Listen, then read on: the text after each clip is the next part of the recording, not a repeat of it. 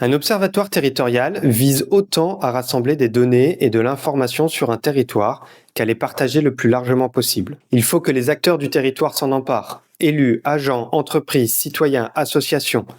C'est le travail de communication qui va permettre de transformer de l'information statique et froide en une connaissance dynamique et mobilisable par les acteurs pour qu'ils puissent s'engager sur leur territoire. Ce travail de communication peut être réalisé passivement, typiquement à travers une plateforme Internet qui rassemble les travaux menés par l'Observatoire et qui sont accessibles. Mais il peut aussi s'opérer activement avec l'organisation d'événements comme des conférences, des tables rondes, des ateliers participatifs pour rassembler et faire dialoguer les acteurs autour de cette connaissance. Idéalement, la mise en place de l'Observatoire s'accompagne également d'un point de contact, de type une adresse mail, voire un forum en ligne. Ce point de contact permet de formuler des retours et de contribuer aux travaux de l'Observatoire. Il peut s'agir de proposer des nouveaux sujets à étudier, d'apporter de nouvelles sources de données ou d'informations pour l'Observatoire, ou de discuter de certains résultats. Le travail de communication demande beaucoup de temps. Il peut être tentant de concevoir un observatoire comme un outil numérique qu'il suffit de mettre en place une seule fois, mais il n'en est rien. L'outil est nécessaire, mais il ne peut pas remplacer ce travail d'animation territoriale qui reste indispensable pour pouvoir coordonner efficacement les acteurs